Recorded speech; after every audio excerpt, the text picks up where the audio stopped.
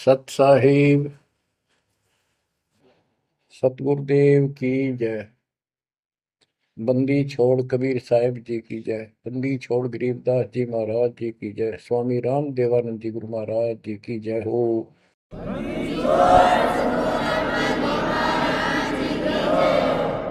सर्व संतों की जय, सर्व भक्तों की जय, धर्मी पुरुषों की जय। श्री काशी धाम की जय, श्री सुडानी धाम की जय, श्री क्रोथा धाम की जय, श्री बरवाड़ा धाम की जय। सत साहिब गरीब नमो नमो सत पुरुष को नमस्कार गुरु के नहीं। सुर नर मुनिजन साधुआ संतों सर्वस नहीं। सतगुरु साहेब संत सब दंडोतम प्रणाम। आगे पीछे मध्य हुए तिनको जा कुर्बान। नराकार निर्विषम काल जाल भय भंजनम। निर्लेपम निज निर्गुणम अकल अनुपेशंदनम। सोहम सुरति समापतम सकल समाना निर्तल।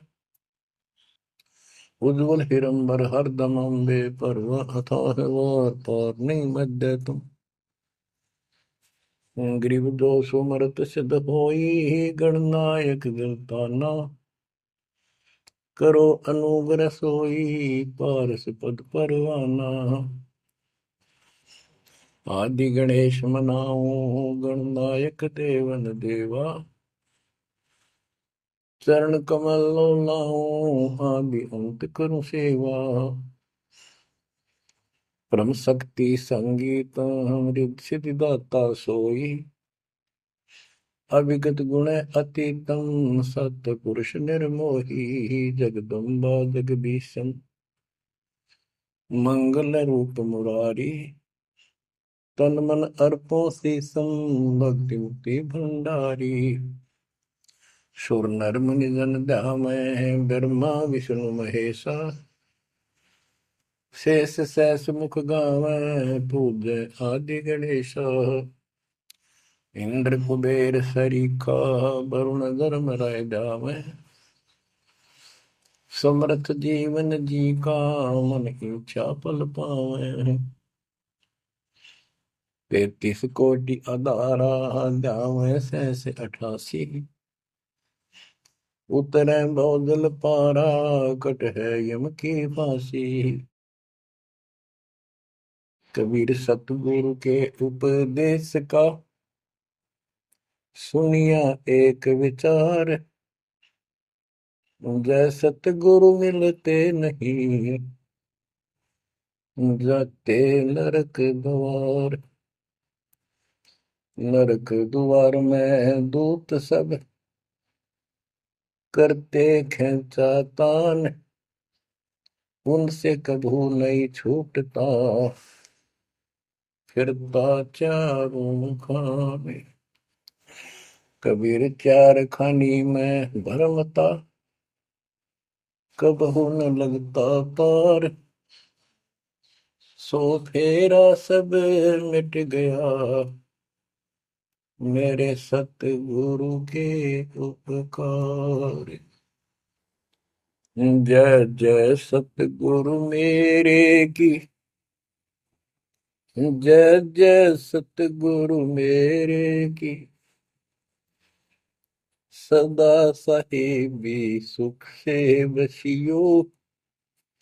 अमरपुरी के डेरे की। जय जय सतगुरु मेरे की। जय जय सतगुरु मेरे की। सदा साहिबी सुख से बसियो। अमरपुरी के डेरे।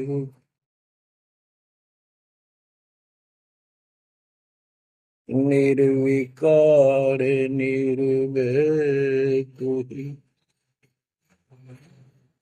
और सकल वैमान। यदि साधु और सकल वैमान।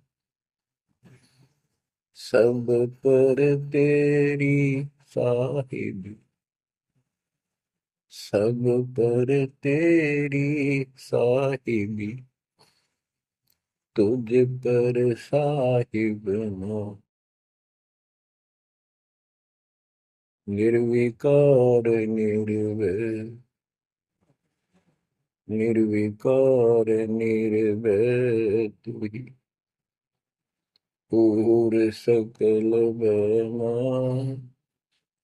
हे जी साधु पूर सकल बना, सब पर तेरी साहिब, सब पर तेरी साहिबी, तुझ पर साहिब ना। निर्विकार निर्भय। परम पिता परमात्मा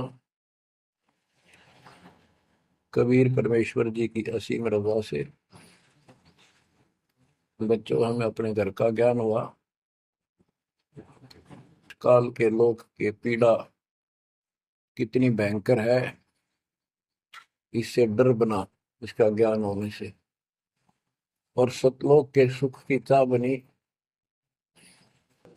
आपको ये सच्चा मार्ग, सच्चा ज्ञान, सच्चा भगवान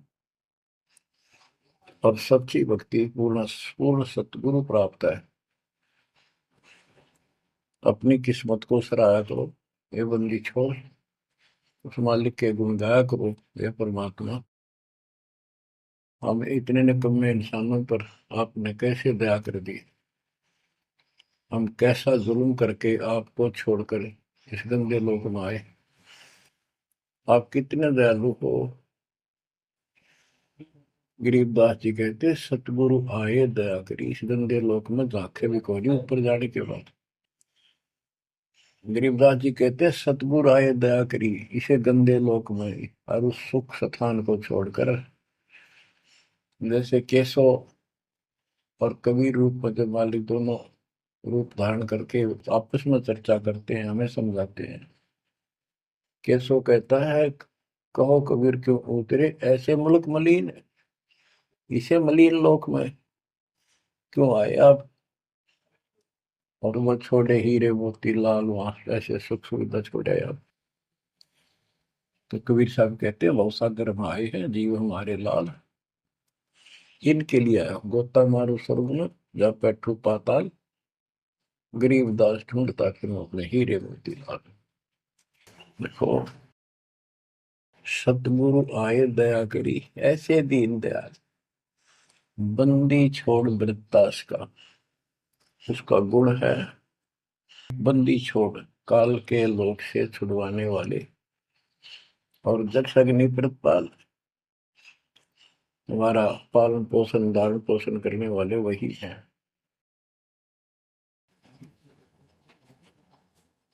आपको इतना ज्ञान सुना दिया और सुना रहे हैं, इस ज्ञान से आपके अंतःकरण में ये फाइनल हो जाएगा एक दिन। क्योंकि बार बार कोई वस्तु सुनते हैं उसका धीरे धीरे धीरे धीरे असर बनना शुरू होता है। तो बच्चों परमात्मा प्राप्ति के लिए हम बहुत समय से प्रयत्न करते आ रहे हैं। युग बीत गए अपने को युग। अब आपको सरपंगी साक्षी के अंक की वाणी सुनाता हूं, क्योंकि इस अमर वाणी से अमर ग्रंथ से हमारे को ये पता चलेगा कौन सी साधना गलत है, हम किन को संत साधु मानते थे, वो कितने सफल रहे या असफल रहे। ग्रीव चुंडित मुंडित भद्रा, मोनि मैल न पावे, दोमर पान ठडे सरी ये दो जक धक्के खावे।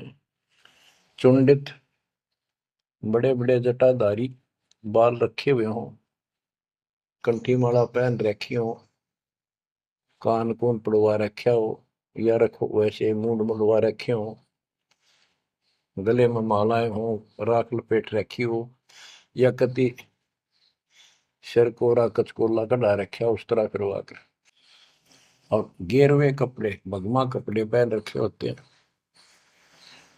कुछ सुल्फे पीवे और ठंडे स्त्री खड़े होकर तप करते हैं, ठंडे स्त्री बोलते हो। तो कहते हैं गरीब चुंडित मुंडित भद्रा मौनी मैल न पावे। कुछ मौन रखते हैं, ड्रामा करते हैं, ढोंग करते हैं कि साधु बोलता नहीं भाई, 6 साल से मौन बैठा है और संकेतों से काम करे सारा, बात कहीं वो लिख के दे दे, वैसे संकेत कर दे, पानी पीना है मुंह का हाथ लगा दे। तो ये सिर्फ पाखंड है, भक्तिहीन इंसानों के ये कर्म है। गरीब चुंडित मुंडित भद्रा मोनी मैल ना पावे, धूमर पान ठडेसरी दोजक धक्के खावे। दोजक माने नरक। ये मैल नहीं पावे, सतलोक प्राप्त नहीं कर सकते, ये नरक में धक्के खाएंगे। गरीब योग नहीं यो रोग है, जब लग नाम न चीन, घर घर द्वारे भटकते भेख बिना यकीन। ये योग माने साधना भक्ति नहीं है, ये तो मान बढ़ाई का रोग लगा हुआ है। जब तक सच्चा नाम निज नाम नहीं मिलेगा, सच्ची भक्ति नहीं मिलेगी, ये जन्म मरण का रोग यूं का यूं बना रहेगा। और घर घर द्वारे भटकते भेख बिना यकीन। गरीब भेख लिया तो क्या हुआ, जब लग नहीं विवेक, तीन काल निपजे नहीं, नहीं मिटे कर्म रेख। ये भेख लेना होता है, किसी विशेष पंथ में उसकी वेशभूषा ग्रहण कर लेते, दीक्षित माने जाते हैं। जैसे वैष्णो परंपरा के व्यक्ति एक कंठी माला गले में डालते हैं, सफेद बाणा पहनते हैं, तिलक लगाते हैं, बड़ी बड़ी दाढ़ी मूछ रखते हैं, इनको वैष्णो साधु बोलते हैं। दूसरे कनपाड़े हैं, कान पड़वा लेते हैं, उनमें बाला जैसी मोटी मोटी मुद्रा डालते हैं, बड़ी बड़ी जटा रखाते हैं, सुल्फे पीते हैं, चिमटे रखे। गरीब देख लिया तो क्या हुआ, जब लग नहीं विवेक, तीन काल निपजै नहीं, नहीं मिटे कर्म रेख। कि ये अलग से कोई वेशभूषा बना के भाई ये आडंबर कर भी लिया, बिना विवेक बिना ज्ञान के इससे कोई लाभ नहीं होगा। तीन काल निपजा नहीं, यानी कदे भी लाभ नहीं होगा, कभी भी नहीं मिटे कर्म रेख, यानी कर्म के दंड पाप कर्म नहीं कटेंगे। गरीब अध कपाली तपत है, तल सिर ऊपर पैर, दम का खोज न जाने ही, क्या दे ही सुबर। क्या बताते हैं कि कोई ऊपर न पैर कर आसन पर नीचे सिर करके तपता है, कोई किसी प्रकार से कठिन साधना करता है कि तुम श्वास के सिमरण का दम का खोज न जाने ही, क्या दे ही सुबर। आप ठीक से भक्ति नहीं जानते, जो श्वास का सिमरण है उसका ज्ञान तुम्हें नहीं है, फिर इस शरीर के साथ क्यों दुश्मनी कर रखी है, इसकी दुर्गति कर रखी, इसको इतना कष्ट दे रहे हो। गरीब यादें ही सोंगी नहीं, महंगी रत्नों मोल, जय जाने तो राम जप, नहीं कुल कपाट न खोल। यादें ही, मनुष्य शरीर इतना सस्ता नहीं है, युगों युगों अच्छे पुण्यों के कारण, धर्म भक्ति करने के कारण मानव शरीर प्राप्त होता है। इसको, ये बहुत कीमती है, इसको ऐसे बकवादों मत को। पर तो साधना नहीं करते, करते हैं तो ये शास्त्र विरुद्ध करते हो, ये सब गलत बताइए। गिर पर्वत डूंगर क्यों चढ़ो, बस्ती तो जो न गाम, बन बस्ती में एक सा, जाके हृदय राम। पर्वत डूंगर क्यों चढ़ो, कहीं जाने की आवश्यकता नहीं है। परमात्मा की सच्ची भक्ति अपने घर पर करो, कहीं भी करो, वो सच्ची भक्ति होनी चाहिए। ग्रीव सत्पुरुष निर्गुण कला, सरगुण कल्प विनोद, ओहम सोहम से भिन्न अक्सर को सोहद। परमात्मा कबीर जी की भक्ति करो। और ओम सोहम तो आपको बता ही रखा है, इससे भी अलग एक मंत्र है, उस मंत्र को विशेष ध्यान से जाप करो। गिर बिना साड साडू नहीं, सुनो से आनी लोए। सारा बरस बादुआ, कारज सिद्ध ने होए। जैसे समय पर बारिश होती है तो उससे फसल अच्छी होती है, बगैर किसी समय के बारिश होती है तो उससे कोई लाभ नहीं होता। गरीब साध नदी और मेघ जल, कहीं कहीं है मौज। निंदत पापी मारिये, जिन घर दौड़े फौज। गरीब दैत दल दरमल, असुर दल आसगे। मंडी मसाणों निसंग फिरे, जीवे जब लग जोखिम नहीं, मरा जब निसंक मरे।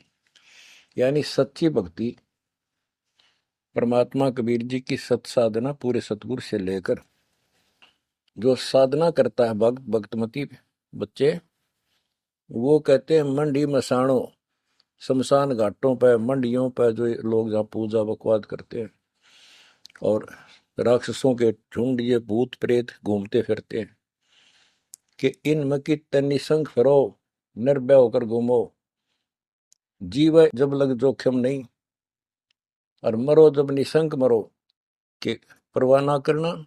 परमात्मा कबीर जी कहते हैं, गरीबदास जी कहते हैं, परमात्मा कबीर जी तेरे सक्षम है, अपने भगत को इतने जीवन रहेगा, इतने कोई टेंशन नहीं होने देंगे, कोई दिक्कत नहीं आने देंगे। मरे जब निर्भय होकर शरीर छोड़ देना, आपके लिए विमान तैयार मिलेगा, टेंशन ना लेना। गरीब चंद्र सूर्य की आयु लग, जे जीव का रहे शरीर। सतगुर से भेटा नहीं तो अंत कीर का कीर।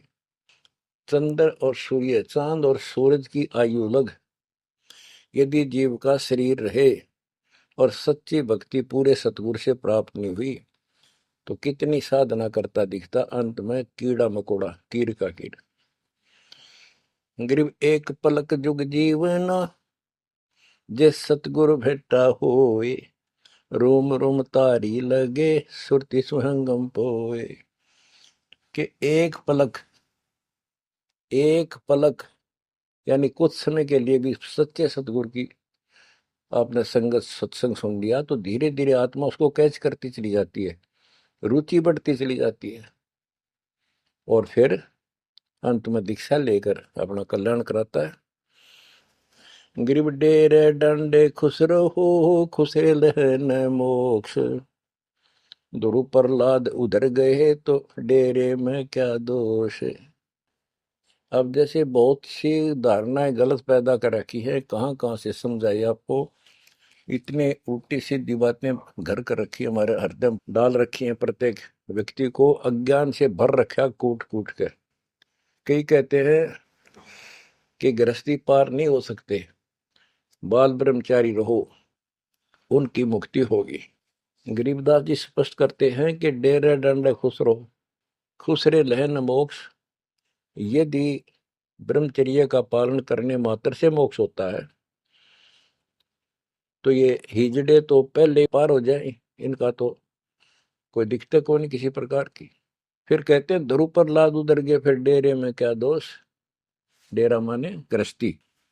ध्रुव 5 साल की आयु में इन्हें कठी साधना की, ये पिछले संस्कारों से ऐसे रिजल्ट मिलते हैं।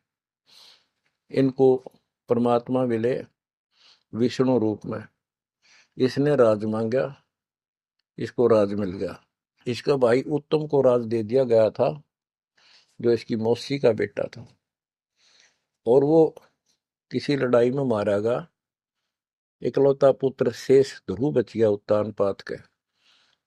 तो वो राज जो मां ने कर्म फोड़ के एक भगत को सताकर, अपनी बहन को भी सताया था इस सुरीति ने, जो उत्तम की मां थी। ध्रुव का भाई उत्तम था, मौसी का बेटा। तो उसने इतने कर्म खराब किए, अपनी बहन को सताया, ध्रुव भगत को तंग किया, उसका लात मारी, धक्के मारे, अपने बेटे को राज दिलाया। परमात्मा की लीला देखो। उत्तम युद्ध में मारा गया, ध्रुव को फिर वो राज मिला। ध्रुव की अपनी भी शादी हो चुकी थी और उत्तम वाली पत्नी भी ध्रुव के साथ लगाई गई। तो कहने का भाव ये है, बकवाद नहीं चले, व्यभिचार परमात्मा को कति पसंद नहीं, पर शादी विवाह कभी मना नहीं किया। ब्रह्मा विष्णु महेश तीनों शादीशुदा, और इनके उपासक को ब्रह्मचारी रहना चाहिए।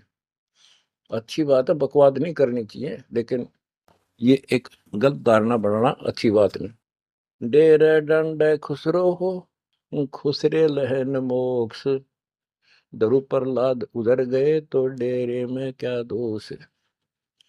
प्रहलाद को 10 साल की उम्र में भगवान प्राप्ति हुई थी, यानी नरसिंह रूप धारण करके परमात्मा उसके दिए आए और उसके बाप राक्षस को मारा, प्रहलाद को राज दिया। प्रहलाद का विवाह हुआ, प्रहलाद का पुत्र बैलोचन हुआ और बैलोचन के राजा बलि हुए। जो प्रहलाद का पोता था राजा बलि, जिसने 100 अश्वमेघ यज्ञ की और परमात्मा बावना बनकर आए और उसका वो यज्ञ खंड किया, पाताल का राज दिया। तो कहने का भाव ये है कि जब तुम मानते हो ध्रुव और प्रहलाद पार हो गए, तो जब ये पार हो गए तो गृहस्थी में क्या दिक्कत है। यदि जिस तरह ये लोग दिखावा करते हैं, जंगल में चले गए तपस्या करते हैं, एक टांग पर खड़े हैं, कोई ऊपर न पैर करके तपस्या कर रहा है, कोई 5 धूणी ला रहा है, कोई पानी में खड़ा है, अगर ऐसे ही भगवान प्राप्ति हो तो 12 नंबर तक कभी ना गृहस्थियों का। जबकि साधना थी यही थी, डेरा डंडे खुश रहो, अपने घर रहो, भक्ति करो, धंधा करो, निर्वाह करो, निर्वाह के लिए काम करो। जैसे गीता अध्याय 3 श्लोक 9 में कहा है कि अर्जुन, यदि तू एक स्थान पर बैठ कर भक्ति करेगा तो तेरा निर्वाह कैसे चलेगा। कर्म सन्यासी की बजाय कर्म योगी बन, काम भी कर, राम भी रट। 8वें अध्याय के 7वें श्लोक में कहा कि तू युद्ध भी कर और मेरी भक्ति भी कर। यानी काम, युद्ध से कठिन तो काम होता ही नहीं। तो यह बताते हैं, और गरीब गाड़ी बाहो, घर रहो, खेती करो खुशहाल, साईं सिर पर राखिए तो सही भक्त हर लाल। गरीब डेरे डंडे खुसरो हो, खुसरे लहन मोक्ष, ध्रुव प्रहलाद उधर गए तो डेरे में क्या दोष। जैसे गलत धारणाएं पैदा कर रखी है कि मोक्ष तो उसको प्राप्त होगा जो घर छोड़ जाएगा, जंगल में कठिन तपस्या करेगा, परिवार का मोह त्याग देगा और ब्रह्मचारी जीवन जिएगा। तो यहाँ गरीबदास जी स्पष्ट करते हैं कि डेरे डंडे खुश रहो, ये खुसरे लहे ना मोक्ष, अपने घर पर रहो आराम से। यदि ब्रह्मचर्य का पालन करने मात्र से और जंगल में बैठ जाने से मोक्ष होता है, तो ये खुसरे इजड़े तो सारे पार हो जाए। नहीं, ऐसा नहीं है। आप मानते हो ध्रुव पार हो गया, आप मानते हो प्रहलाद पार हो गया। ध्रुव 5 साल की उम्र में भक्ति के लिए निकला, कठिन साधना की, उनका विश्वास देखकर भगवान ने उनको दर्शन दिए। ध्रुव को राज की चाह थी और कुछ नहीं मांगा था, क्योंकि कारण क्या था, उत्तानपाद राजा था और ध्रुव की माँ उसकी पत्नी थी, यानी राजा की रानी थी। उसको कोई संतान नहीं हुई, वृद्धावस्था हो गई थी, आधे से ज्यादा उम्र हो गई थी। तो उसकी ध्रुव की माँ सुनीति थी। सुनीति ने अपने घर जाके अपने माता पिता से अपनी छोटी बहन सुनीति राजा के लिए मांगा। कारण ये था कि एक दिन नारद जी आए, नारद जी ने बताया उस सुनीति को, ध्रुव की माँ को, कि राजा दूसरी शादी करे, उसके बाद आपको पुत्र पहले होगा, उसको बाद में होगा, वैसे संतान नहीं होगी, यह संयोग है। रानी ने राजा को मनाया, अपने घर वालों से रिक्वेस्ट करी, आखिर में उस लड़की छोटी बहन को राजा के शादी करवा दी। अब सुरीति ने ये ईर्ष्या होगी कि मेरी बहन ने मेरा जीवन बर्बाद कर दिया, एक बूढ़े का ब्याह करवा दिया मेरा, मैं किसी राजा के शादी होती, स्वतंत्र रहती। जब विवाह करके राजा आ रहा था सीमा के ऊपर, कहा यहाँ लेके आ रहा था अपनी सुरीति सेकंड पत्नी को, राज की सीमा पर जाके रथ रुकवा लिया और बोली वो सुरीति मेरी कंडीशन है, ये मानोगे तो मैं आगे कदम रखूंगी, नहीं मैं तेरे साथ नहीं जाऊंगी। राजा ने पूछा क्या बात है, कि जो मेरी बहन है उसको निकाला दे दे, उसको अलग रखेगा, उसको खाने का भी माप तोल के देना होगा, दुहागन करेगा। इसमें काफी कंडीशन होती है, दुहागन के लिए अलग से मकान बनाया जाएगा। राजा ने मान लिया। और दूसरे ये होगा कि जो मेरा पुत्र होगा उसको राज मिले, मेरी बहन के पुत्र को राज न मिले। इस तरह की शर्त सारी राजा ने मान ली। आगे फिर पहले ध्रुव हुआ। ध्रुव जब उत्पन्न हुआ उस समय माँ वैराग्य में थी, घर से अलग दूसरी जगह रखा हुआ था। और ये बहुत लंबी कहानी है, इतना यहाँ नहीं बता पाऊंगा। तो उत्तम को राज दे दिया, ध्रुव को धिक्कार दिया, भगा दिया उसकी माँ ने। तो ये लंबी कहानी है, यहाँ इतना समय नहीं मैं आपको बता पाऊंगा। तो ध्रुव परमात्मा से राज लेने के लिए माँ से पूछा ध्रुव ने, माँ उत्तम को राज किसने दिया? बेटा भगवान देता है, परमात्मा ने दिया, उसके भाग में लिख दिया, तेरे भाग में नहीं है। तो ध्रुव बोला मैं भगवान से राज लूंगा। यूं कहकर छोड़ कर चल पड़ा। 6 महीने तक एक पैर पे खड़ा होकर, या जैसे भी तपस्या खूब की, जाप किया। पिछले संस्कार से होता ही है वैसे, तब तो दुनिया करती है। पिछले युगों का बहुत संस्कार भक्ति करते करते आए हुए थे, और वो काफी संग्रहित थी, उसके प्रति फल मालिक ने उनको ऐसा कुछ कर दिया। परमात्मा प्रकट हुए, बोले भाई क्या मांगता है बोलो। मुझे राज चाहिए भगवान, मुझे राज दो। ठीक है, राज दे दिया कि पहले तो यहाँ कर, फिर तुझे ऊपर एक अलग अलग से ब्रह्मांड बना के, तुझे अलग से नगरी बना के दूंगा, द्वीप। ध्रुव प्रहलाद वापस आ गया उधर से। ये दोनों बड़े हो गए, उत्तम भी और ध्रुव भी। उत्तम का विवाह भी हो गया, ध्रुव का विवाह भी हो गया।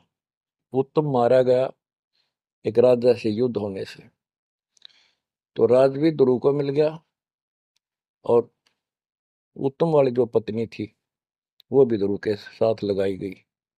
तो कहने का भाव ये है, गरीब डेरे डंडे खुश रहो, खुश रे लेना मोक्ष, ध्रुव प्रहलाद उधर गए। तो डेरे में क्या दोष? जैसे ध्रुव ने शादी कराई, ध्रुव की भी संतान हुई, और आप कहते हो ये पार हुआ, तो ये डेरे में था, घर में था, गृहस्थी में था, तो पार हुआ। तो भी पार हुआ, कितना पार हुआ? वो पार होना अलग अलग स्टेजेस है। एक तो स्वर्ग तक पहुंच गया, पार हो गया। ये स्वर्ग तक पहुंचने को पार मानते थे। और प्रहलाद प्रहलाद भगत की 10 साल की उम्र में परमात्मा मिले, नरसिंह रूप धारण करके उसकी रक्षा की। उसके बाप राक्षस को मारा, प्रहलाद को राज्य दिया, और उसने शादी कराई प्रहलाद ने बड़ा होकर के। उसके एक पुत्र हुआ बैलोचन, और बैलोचन का पुत्र हुआ राजा बलि, यानी प्रहलाद का पोता राजा बलि था, जिसने 100 अश्वमेघ यज्ञ की थी। और भगवान बावना रूप धारण करके उसकी 100वीं यज्ञ को खंड कराने के लिए गए थे। तो कहने का भाव ये है कि गरीबदास जी कहते डेरे डांडे खुश रहो, खुश रे लहना मोक्ष, ध्रुव प्रहलाद उधर गए। इनका उद्धार हो गया। कितना हो गया वो उस भक्ति से पर निर्भर करता है। तो इस गृहस्थी में क्या दोष? बच्चों, ये वाणियां कैप्सूल रूप में बना रखी हैं, जैसे पुड़िया होती है। इस एक पंक्ति में बहुत बड़ी कथा इसके अंदर भर रखी है। ये सुनाता हूँ।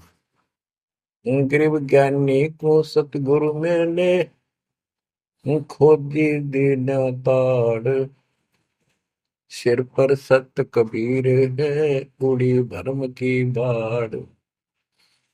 हमारी ये भरम की बाढ़, हमारी सब शंकाएं समाप्त कर दी कबीर भगवान के अमृत ज्ञान। कबीर और ज्ञान सब ज्ञान ली, कबीर ज्ञान सो ज्ञान, जैसे गोला तोड़ का करता चले मैदान। गरीब दत्ता जी आगू मेले, दक्षिण बीच दयाल, सूखा खूंट हरा हुआ, ऐसे दीन दयाल। दत्ता जी आगू मिले, दक्षिण बीच दयाल, सूखा खूंट हरा हुआ, ऐसे दीन दयाल। एक दत्ता तथा जिया नाम के दो ब्राह्मण भाई थे।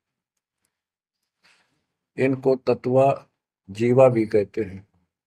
ये अपनी देसी भाषा में गरीबदास जी ने दत्ता जिया का है। ये गुजरात स्टेट के अंदर एक भरूच शहर है, भरूच, समुद्र के किनारे पर। और उससे 12 किलोमीटर दूर एक मंगलेश्वर गांव है। हम खुद देख कर आए थे उसको, उस स्थान को। कई भगत थे मेरे साथ। तो मंगलेश्वर गांव के पास एक शुक्ल तीर्थ नाम का गांव हुआ करता था, जिसमें जिया और दत्ता, ये दो ब्राह्मण भाई भी रहते थे। वो सारा ब्राह्मणों का ही गांव था। वो आसपास गांव में जाके पंडिताई किया करते थे। दत्ता और जिया बहुत ही परमात्मा के चाहने वाले थे। वो सत्संग सुनने जाया करते थे। जहां भी किसी साधु संत का सत्संग होता था तो सभी ये कहते थे भाई मोक्ष के लिए पूर्ण सतगुरु की आवश्यकता होती है। गुरु बिन मोक्ष नहीं होगा, गुरु बिन सच्चा ज्ञान भी नहीं होगा। जहां भी जाते थे वो मंडलेश्वर प्रवक्ता एक ही बात बताते थे। तो जीवा और तत्वा ने दोनों भाइयों ने विचार किया कि भाई जहां भी हम सत्संग जिसका सुनते हैं वही हमें तो बहुत पूर्ण गुरु लगे। जिसके विचार सुनते हैं वो उससे भी अच्छा लगता है। और पूरे गुरु बिना बात नहीं बने, मोक्ष नहीं हो। ये तो असंग जन्म हमने जन्मते और मरत्या को होगे। जैसे परमात्मा कबीर जी क्या करते हैं, किसी भी रूप में आकर, और कहीं जगह मेले मेले भरा करते हैं इनके तीर्थ तीर्थों पर, वहां चले जाते थे।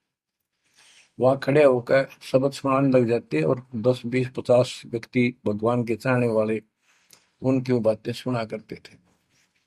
तो जीवा और दत्ता को किसी स्थान पर परमात्मा उन्हीं के लिए जाते हैं क्योंकि वो भटक रहे हैं भगवान के। ये बातें बताई कि पूर्ण सतगुरु हो, सच्चा ज्ञान हो, तो तब मालिक का राह मिलेगा, मोक्ष मिलेगा। असंग जन्म पर मत होगे, कुछ नहीं हाथ लगा रहे, इस तरह की जबरदस्त बातें बताई। तो उनसे वो प्रेरित हुए। उनको नहीं पता था ये कौन है। उन्हें तो एक भगत माना, गीत गा शब्द शब्द सुनाने वाला। फिर वो साधु संतों की तलाश में चल पड़े। जहां भी जावे एक से एक बढ़िया लतीफेदार प्रवचन करें, बड़ी बड़ी कथा सुनाए, संस्कृत की भाषा में जबरदस्त बोले, स्पीच करें, प्रवचन करें। आखिर में उन्होंने सोचा भी एक हम कैसे निर्णय करें, यो संत पूरा हरियुग नहीं। हम किसी को पूरा संत मानकर उसके आश्रित हो जावा, अंत में उस पता चले उस पूरा नहीं, मनुष्य जीवन तक गया ही, ये बार बार नहीं मिलेगा। आखिर में उन्होंने एक फैसला कर लिया कि हम एक बड़ के पेड़ की सूखी टहनी लगाएंगे, गमला बना कर धरती में गड्ढा खोद कर जैसे पौधा लगाया। और जिस संत के चरणामृत से ये हरी होगी, हम उसको गुरु बनाएंगे।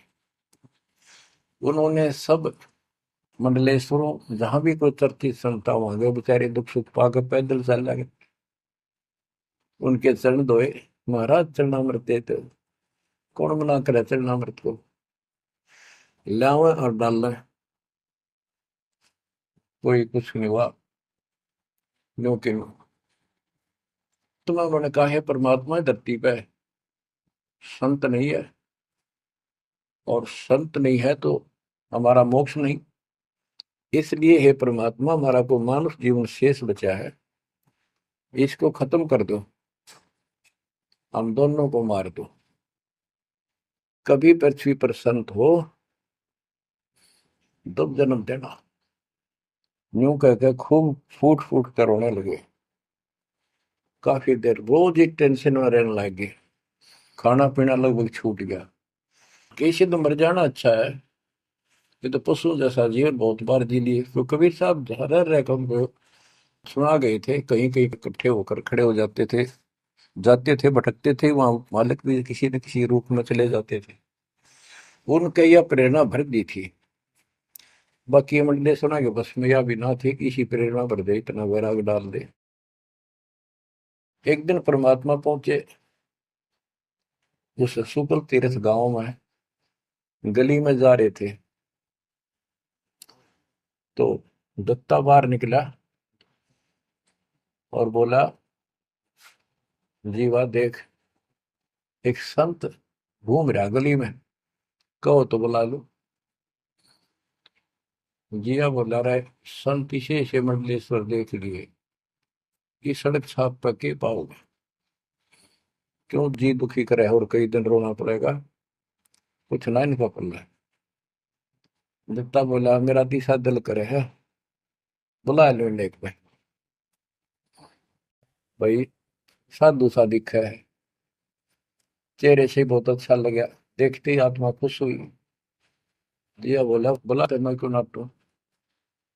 वो तो बुला लिया, एक बैठने का मुड्ढा सा दे दिया, सटूल सा। बैठो महाराज बैठो। दत्ता, ला जीवा ला, बस परात निकाल के थाली महाराज के चरण दो, चरण दो के और जा जिया उसमें डाल दे। पौधा में डाल, अगर संता के चरण अमृत इधर उधर में डालिए, कितना गमले में डाल दे। अब जीवा डालन लाग रहा है, डालते डालते उसको पोपल फूट आई बड़के, बड़की डाली के, वट वृक्ष की टहनी के। जिया बोला, दत्ता बाग आइए आइए, क्या होगा। दोनों देख कर सुन हो गए, आते पैर पकड़ लिए। हे परमात्मा, हमने तो ये सोच लिया था धरती पर संत नहीं है। कबीर साहब बोले, जिस दिन पृथ्वी पर संत नहीं होगा, आग लग जाएगी इस पर, या कोई नहीं बचेगा, काल फूक देगा इस पृथ्वी को।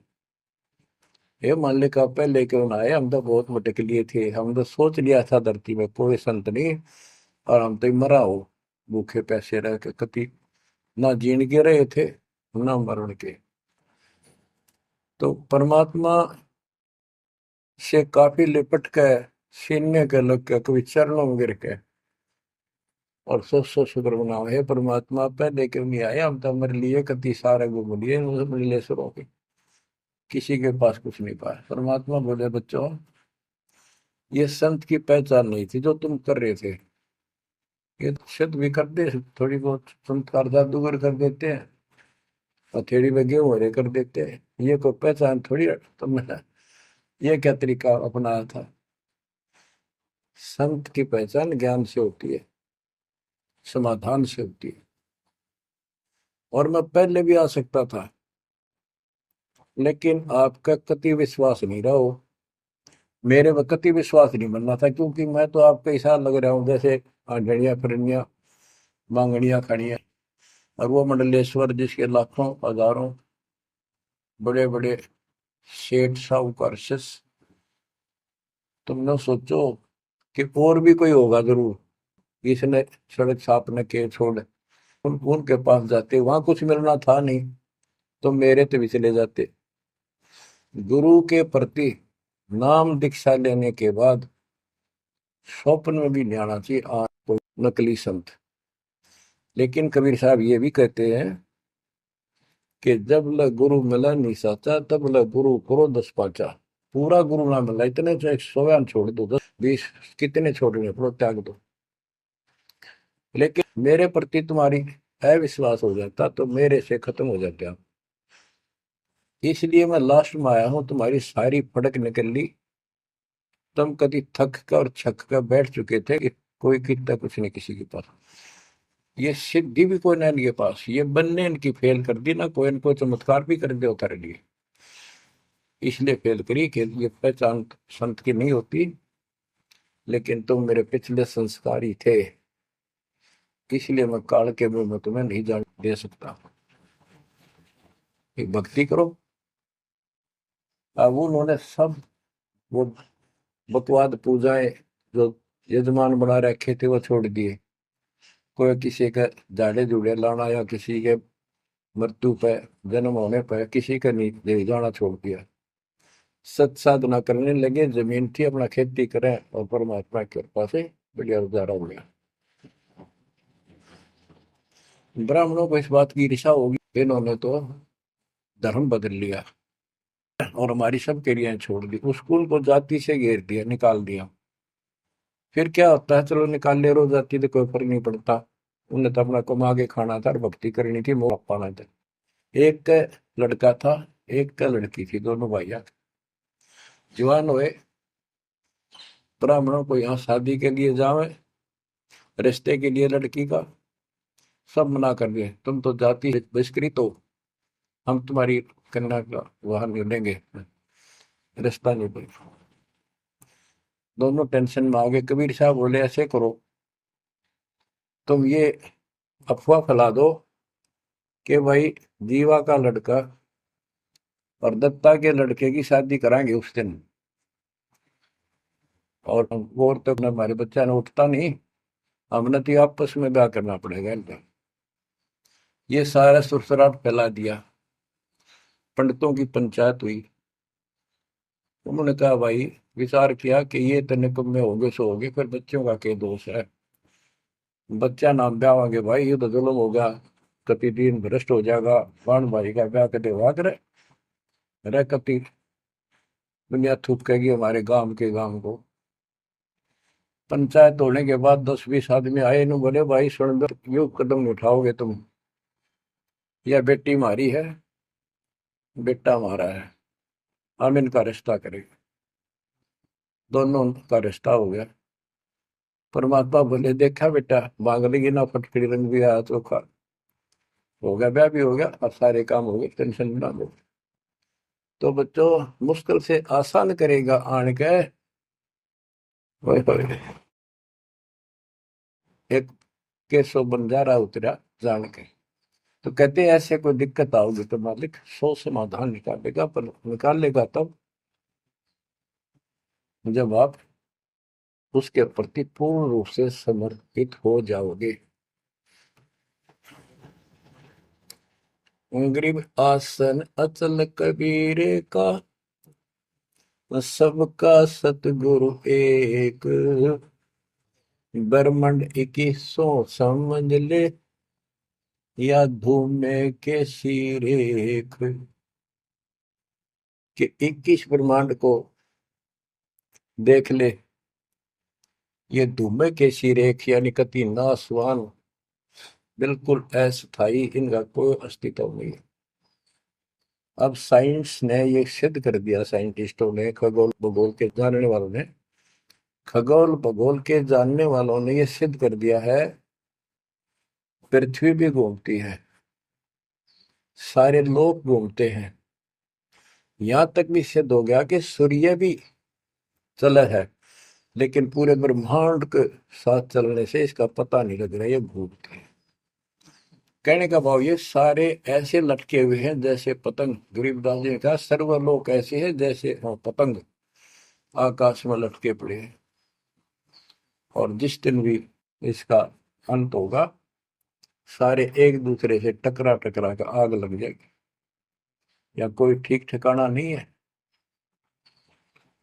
अब क्या बताते हैं परमात्मा, गरीबदास जी बता अपने भगवान के बारे में, गरीब आसन अचल कबीर का, सबका सतगुरु एक, ब्रह्मांड इक्कीसों समझ ले, या धूमे के सिरेख। 21 ब्रह्मांड को से सब नासवान धूमे के साथ धूसी उठी है, नथिंग एल्स। बच्चों इस शरीर में देखो अपने ना, ये कितना सुंदर लगे, हर कितना अच्छा, कितना प्यारा। हरकत ही खूब, एक्सरसाइज इसमें करा, कुश्ती इसमें करा, छलांग इसमें लगा ला। यह मालिक की कृपा से सारा कुछ हो रहा है, उसने इसमें शक्ति दे रखी है। और जरा सी उग चुक हो जा, हाथ ना उठा आदमी का, अदरंग मार जब वो पहलवान। तो परमात्मा कहते हैं इस कच्चे शरीर में इतना मत फूल है, भगवान को ना भूल है। ये लोक अच्छा नहीं है, या कोई भी ठीक नहीं है, या जो दिखाई देता है ये सब नाशवान है।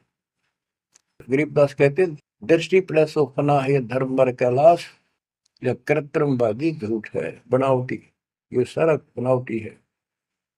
सुरत समो श्वास, कृत्रिमबाजी, ये बनावटी लोग हैं सारे।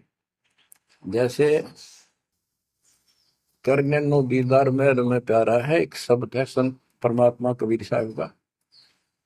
उसमें बताया है कि आदि माया की नी चतुराई, और झूठी बाजी पिंड रचाई, ताका प्रतिबिंब डारा है। सतलोक की जो व्यवस्था ऐसी ही है, उसमें भी बहुत द्वीप है, और ऐसे ही मानव स्त्री पुरुष शरीर है, लेकिन वो अमर है, ये नासवान है। ये समझो मिट्टी के, और वो स्टेनलेस स्टील के, सोने के। वहां का जो शरीर है वो अमर है, वहां के देवता रूप हम सब देव देवी रूप हो जाते हैं वहां पर, लेकिन इस भक्ति के शक्ति से होते हैं। तो उसकी नकल कर रखे आप, टोटली नकल। ये शरीर कितना सुंदर लगा आपका, मृत्यु के बाद इसको फूकते हैं ना, 1 किलो राख हो जाती है। और ये देखो क्या था ये, बच्चों क्या बताया जा रहा है, यहाँ का सब सब व्यवस्था कति नकली और नाशवान है।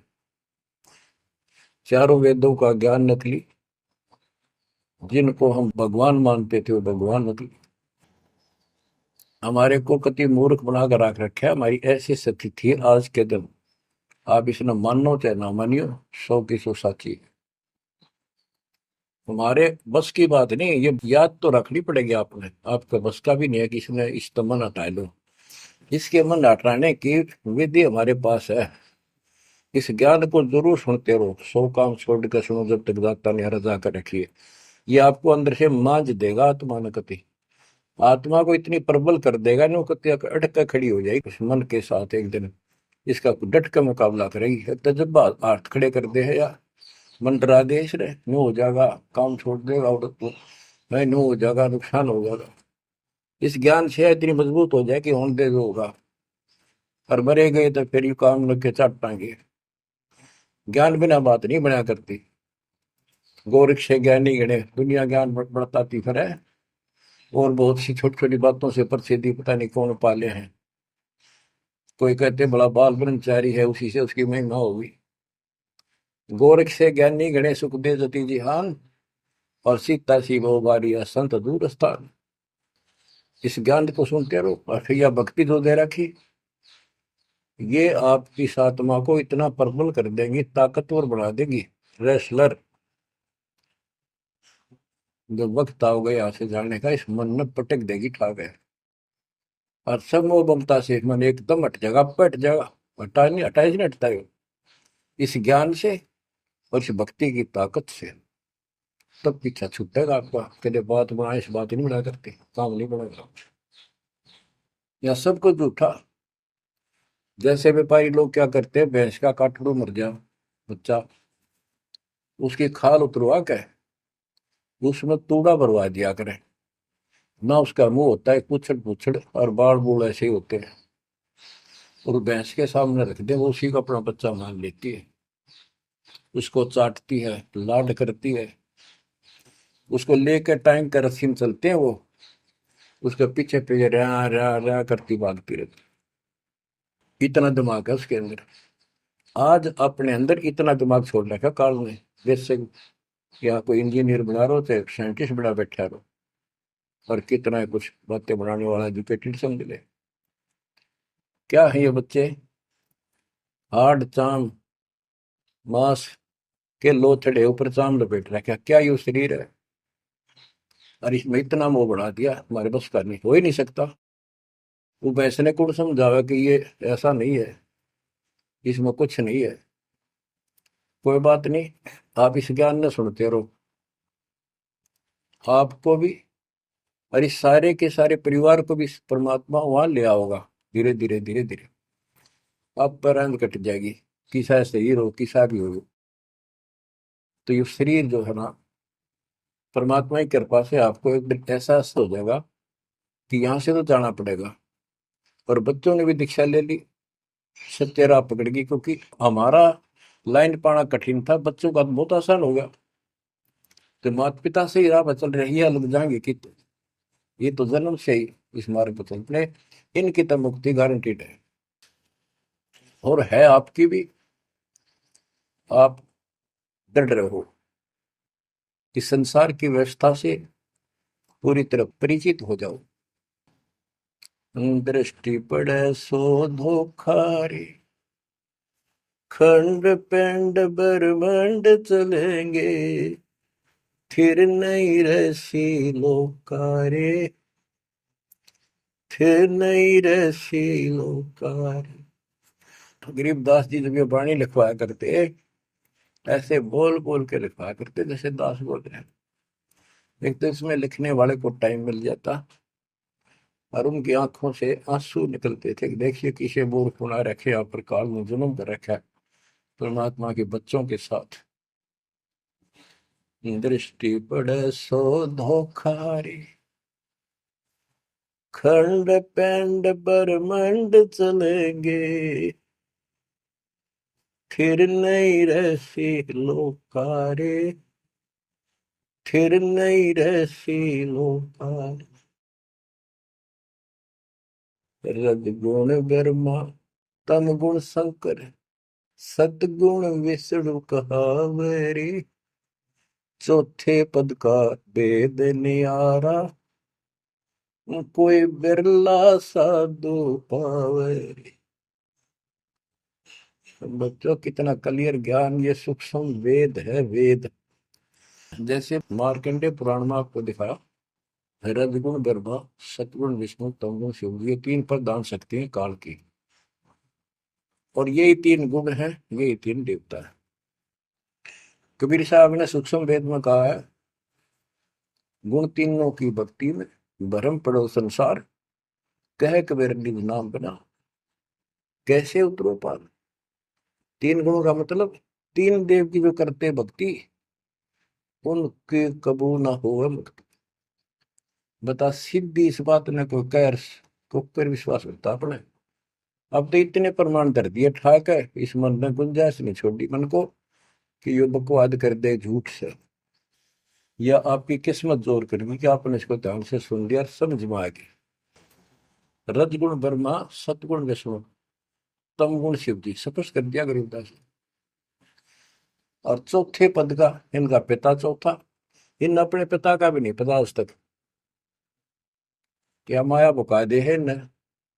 इसने उसको धमका रखा कि मेरा भेद नहीं दे देगी, या इसके बस पड़ेगी तो क्या करे बेचारी। ऐसे औरत को ऐसे दबा कर रखा जाता, और उस पर धन है अपने, इसी कारण से। तो चौथा इनका पिता ज्योति निरंजन है। और कबीर साहब कहते हैं चार बोला है छोड़ा है, और पांचवें को जावे कह कबीर सो मुक्ति पावे हम पर आवे। रग यजु है श्याम अथर्व, चारों वेद चित भंगी रे, सूक्ष्म वेद बाचे साहिब का, सोहन सा सतसंगी रे। ये दुर्वेद अध्याय 40 श्लोक 10 में कहा है, कोई तो परमात्मा को साकार अवतार लेकर रामकृष्ण के रूप में मानता है, और कोई निराकार कहता तो पृथ्वी पर आता है कोई नहीं। परमात्मा साकार है या निराकार है, वो तत्वदर्शी संत बताते हैं।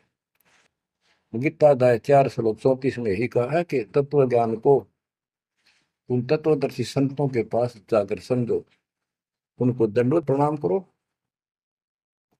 तब वो तत्वदर्शी संत में उस परमात्म तत्व का ज्ञान कराएंगे। यो ज्ञान आता कहाँ से है?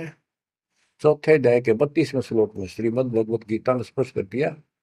सच्चिदानंद घन ब्रह्म ब्रह्मणे मुखे, सच्चिदानंद घन ब्रह्म यानी परम अक्षर ब्रह्म अपने मुख कमल से जो वाणी बोलता है उस समय यो पूर्ण ज्ञान होता है और उस ज्ञान से मोक्ष होगा। वो ज्ञान कोई तत्वदर्शी संत बताएगा। इससे सिद्ध है ना वेद में वो ज्ञान ना वो गीता में। हो गया चितवंगी, इनके तो ढूंढा उसने, भ्रमित ज्ञान है इनके अंदर, इनकम्प्लीट ज्ञान है।